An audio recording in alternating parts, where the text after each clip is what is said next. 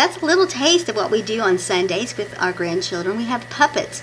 We have puppet ministry, Mark and Sandy. Now this is Sandy, and years ago my husband, he named them Mark and Sandy after Mark Lowry and Sandy Patty when they had their duet. Another time, another place. That's right. So many times. So if you have children and you like puppets, we do have a website. It's Mark and Lisa Peter, Hazelwood, USA, and we have puppets. Yeah, a whole list of Mark and Sandy puppets. And we hope that you check them out. Let your kids watch them. They're usually really short and a lot of fun. And I like cake. That's right. Sandy likes cake. In fact, she has cake right here. Yum, yum.